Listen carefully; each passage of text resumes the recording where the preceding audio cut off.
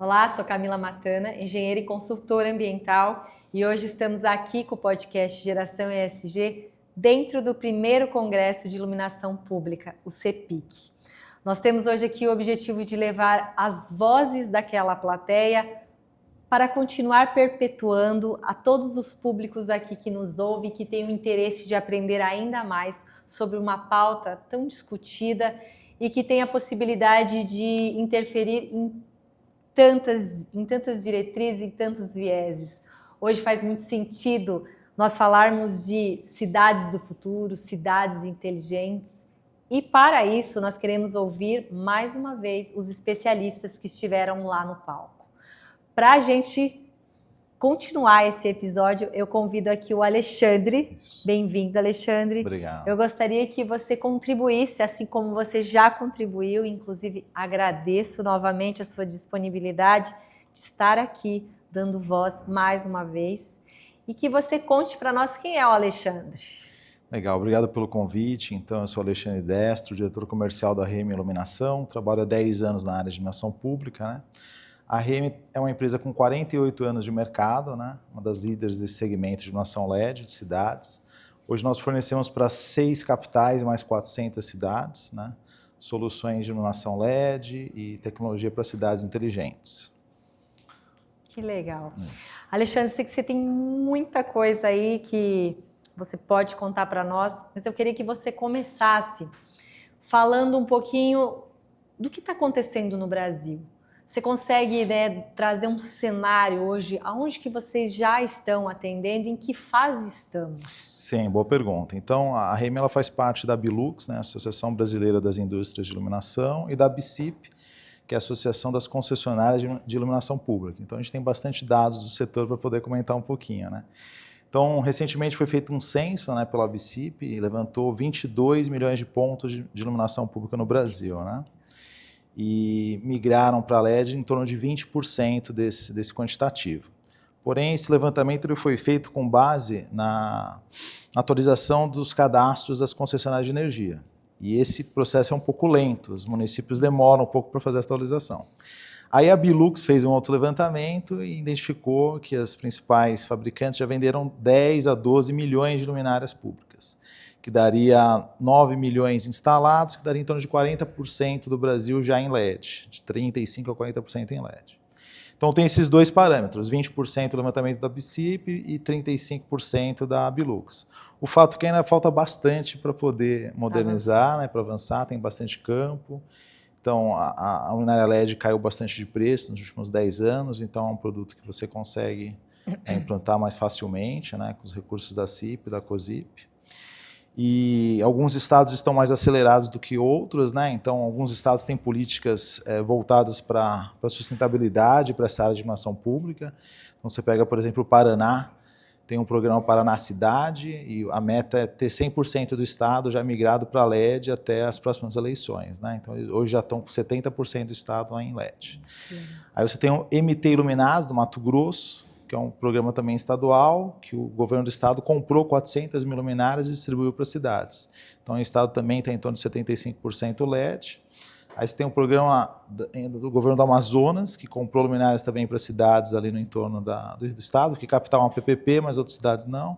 Então, 30 cidades já são 100% lá do Amazonas. O estado está em 80% de LED. E a CEMIG em Minas, que já fez um programa chamado Minas LED, já deu 150 mil luminárias para os municípios e agora vai dar mais 213 mil luminárias. Então, Minas já está também com 70% do estado migrado para LED. São Paulo está para trás, a gente está em torno de 20 pelo elemento da BICIP, 40 pelo elemento da Bilux, então não tem uma política ainda forte de migração para LED.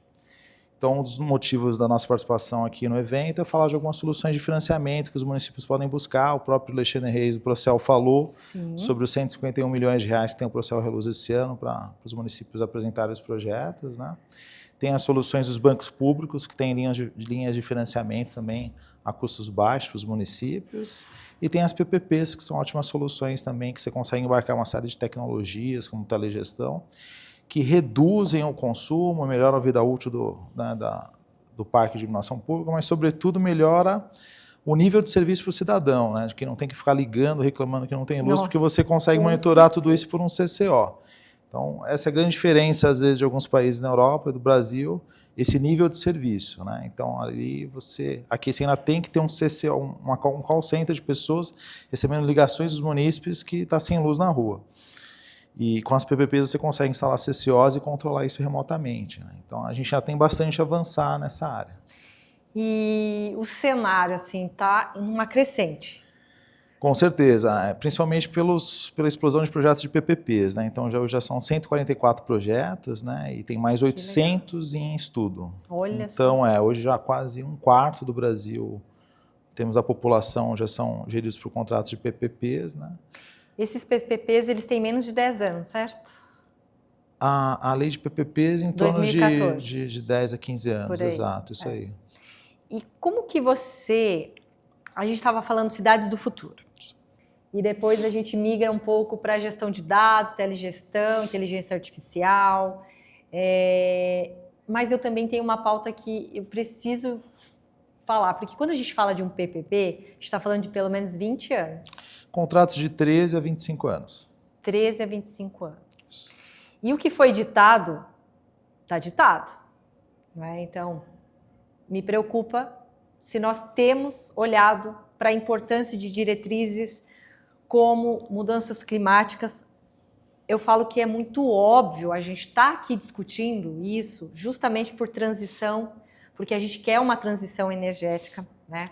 Mas me parece que ainda falta conectar alguns pontos, né? Verdade. Quando a gente está falando de PPPs e a gente olha aí 13, 20 anos, será que está sendo colocado alguns vieses com um olhar ambiental, com um olhar social, o olhar de governança? Eu acho que o governança ainda é o mais fácil, porque transparência e gestão de recursos a gente precisa ter nesses contratos e a gente vai ter. Mas quando eu olho para os pilares da sociedade, será que está tendo essa atenção? Porque nós deveríamos ter, inclusive, como medir resultados de emissões evitadas, emissões reduzidas. Eu falo, para onde que vai todas as lâmpadas que vão ser trocadas e já estão sendo pela nova tecnologia? Quem vai fazer o descarte delas? Como vai ser feito esse descarte? Porque a gente sabe que, inclusive, algumas têm mercúrio, extremamente nociva à saúde humana. Sim. E a reciclagem, por si só, não é o suficiente, né? Algumas precisam ser incineradas, enfim. Você consegue sentir essa pauta já transitando? Sim, sim. Não, os contratos todos já regem praticamente todos esses pontos, né, de destinação dos resíduos ambientais, né, então isso é bem tratado. Os PPPs têm vários pontos positivos na parte social, no que tange a você iluminar melhor as cidades e permitir que as pessoas fiquem na rua mais tempo à noite, isso melhora o comércio, né? Impacto em segurança pública também, a sensação de segurança também aumenta bastante. Então, existem benefícios sociais importantíssimos, né? No que tange às mudanças climáticas, né, a telegestão, a iluminação LED, ela permite também a inserção de sensores, né, que você pode ligar, sensores pluviométricos.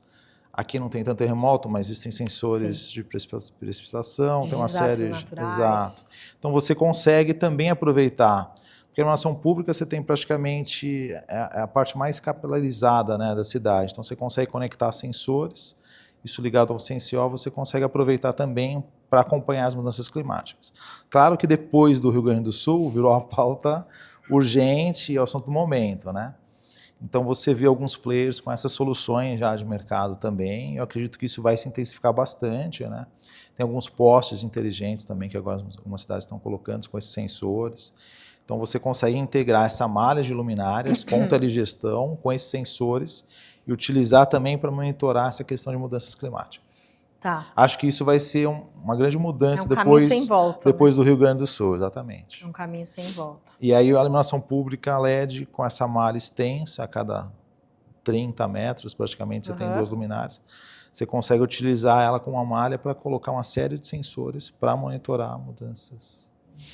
Conta pra gente, porque nós temos muito o hábito de buscar cases internacionais e a gente sabe que no Brasil já tem muita coisa boa acontecendo. Nós ouvimos aqui hoje já alguns, mas eu gostaria que você contasse algum com participação efetiva mesmo de vocês. Legal, a gente tem uma série de cases de sucesso, o próprio Campinas, aqui onde está sendo gravado, né? A gente está fornecendo boa parte das luminárias. Aracaju, outra PPP também, tem bastante luminárias nossas, Feira de Santana, então só esses 3 projetos totalizam quase 100 mil luminárias. Mas tem o Distrito Federal, que é o terceiro maior parque de iluminação do Brasil, a gente está fornecendo 30 mil luminárias também. O projeto especial que a gente participou recentemente foi Macapá, no Amapá, que fica no coração da Amazônia, né?